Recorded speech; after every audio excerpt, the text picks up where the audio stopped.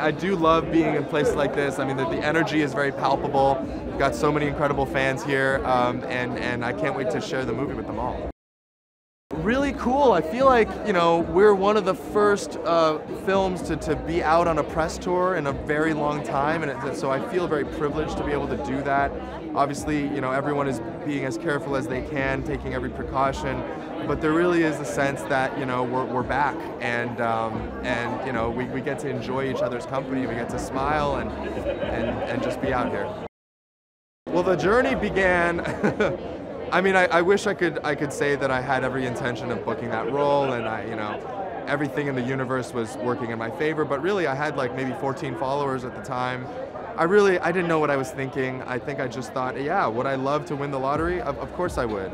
And kind of tweeted very facetiously and not seriously, and then forgot about it until, you know, 7 months later, somebody dug up the tweet after I had already been announced and was like, did you realize that you tweeted this? And I had no idea. I'd completely forgotten. I think a lesson in, you know, manifesting your goals and your dreams into the universe. It's about giving yourself the permission to dream and to, you know, go after what you really want. I cried very hysterically, probably. It was honestly like an out-of-body experience getting that call from Kevin Feige. I remember it so clearly. It was 6:30 in the afternoon, early evening, and I just absolutely lost it. I knew how much it meant for not only myself. I mean, it was such a huge break in my career, but I felt like it was such a full circle moment for my family too. You know, we arrived in Canada in the 90s with really literally nothing.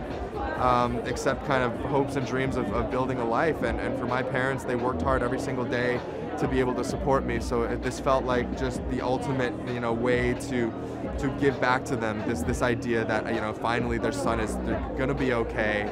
He's gonna make it. He's not gonna be starving on the street. It meant a lot to be able to share that. Well, he's this incredibly multi-dimensional character, right? Because, you know, obviously, you know, he's an incredible martial artist, an incredible fighter, but I think at his core, he's somebody who yearns for the love of his family.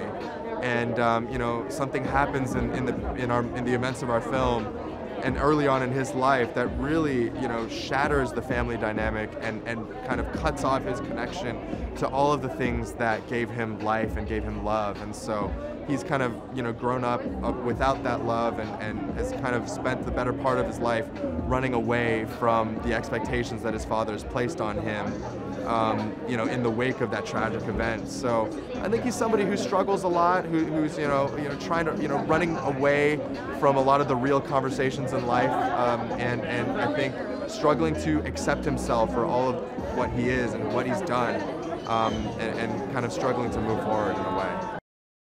I'm a competitor, so anytime it was safe for me to do a stunt, I wanted to do it. And even when it wasn't, I tried to fight my way in on numerous occasions to varying levels of success. I mean, I knew I had my work cut out for me. It was, you know, to have a martial arts centered movie like this, I mean, it meant that I would have to, you know, set the bar very, very high for myself. And so I trained, you know, day in and day out, hours every day, you know, as if I was a member of the stunt team. So we would go, you know, 5-6 hours every day, 5 times a week, and then I would go and do strength and conditioning for an hour and a half, and it was, you know, all so that, you know, we could, first of all, that my body could like endure through all of the action, because we do have a lot, and we filmed over a long period of time, but also just, yeah, you know, getting the Marvel body that is so iconic for our heroes. And I knew, as, you know, the first one representing a community in that scale, I knew that I couldn't slack off. I think this film is about self-acceptance and self-love, so I think if it's anything, it's that, you know, you have to learn to accept yourself for all of your flaws, for all of your weaknesses, for all of your insecurities. All of those things make up a part of who you are, and as much as we celebrate our strengths, we also need to celebrate our flaws and our vulnerabilities, and I think that's so much of what makes us human and relatable.